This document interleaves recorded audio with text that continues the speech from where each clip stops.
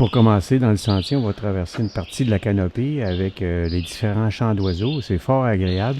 Puis on se dirige vers le marécage.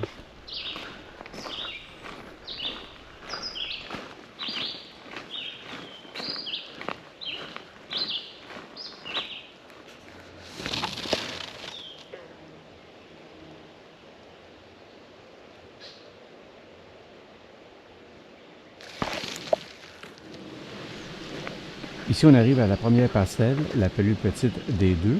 Donc, on arrive au premier marais.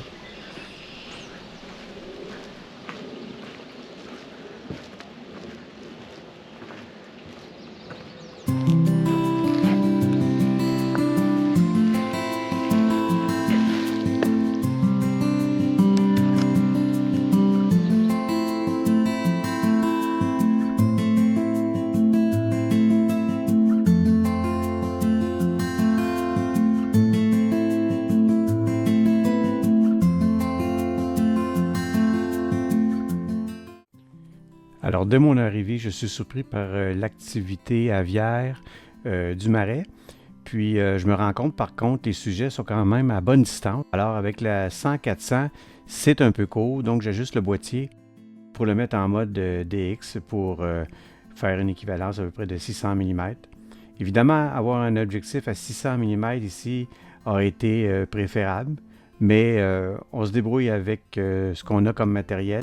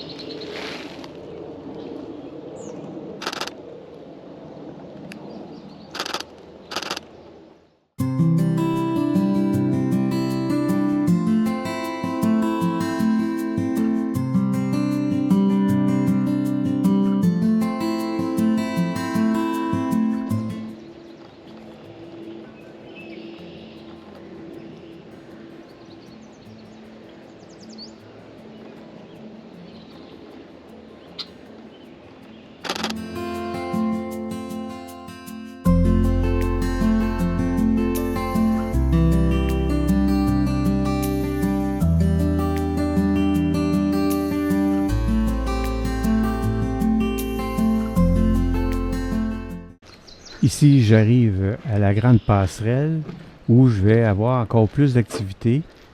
Puis c'est une plus grande surface, évidemment, au niveau du marécage.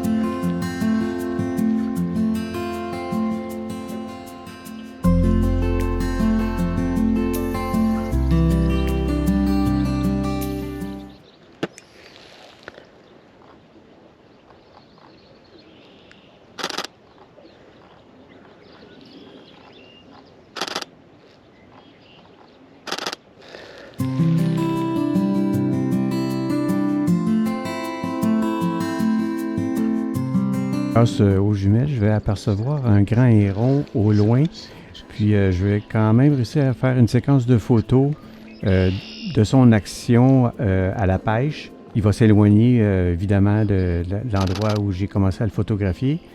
Puis il va s'éloigner quand même pas mal loin, qui fait en sorte qu'avec le 400 mm, je suis vraiment très à court. Je vais vous montrer un peu en mode DX qu'est-ce que j'ai pu soutirer. Mais encore une fois, la 600 mm a été la bienvenue.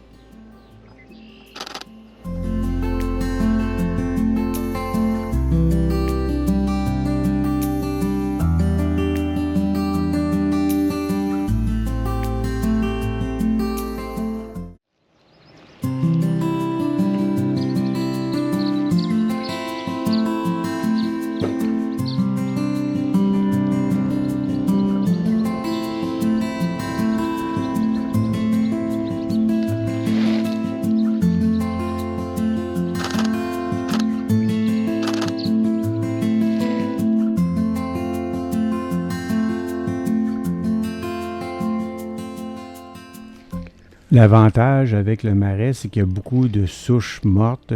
Alors, ça nous permet d'avoir de magnifiques perchoirs pour que les oiseaux puissent s'y percher. Puis, donc, il n'y a pas de feuilles.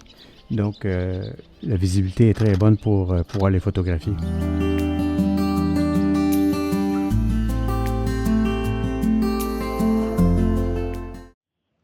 Parfois, on a de belles surprises. On vient photographier les oiseaux dans un marais, puis soudainement, on va passer au devant de l'objectif des insectes, qui sont des libellules, qui étaient en train de s'accoupler en plein vol.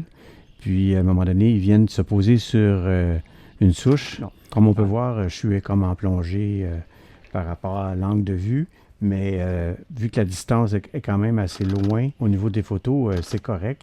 Donc, je déclenche beaucoup la scène pour avoir au moins une bonne réussite au niveau de la photo. Par la suite, je m'aperçois qu'il y a des nichoirs dans le marais pour les hirondelles bicolores.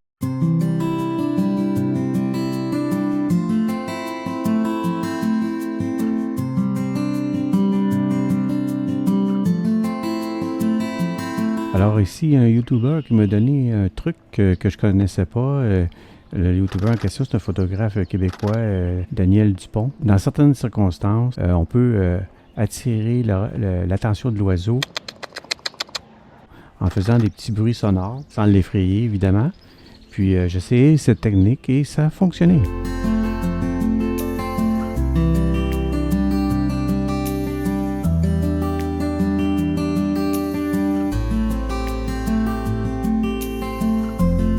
Alors voilà ce qui termine cette sortie vidéo au Parc Nature de l'Île Bizarre. J'aimerais bien savoir en commentaire si vous êtes de la team Zoom 100-400 ou par exemple 180-600 de Nikon pour faire de la photo d'oiseaux. En espérant que ça vous a plu, je vous invite à vous abonner si ce n'est pas déjà fait et à mettre un petit pouce bleu. Ça fait toujours plaisir et je vous dis à la prochaine.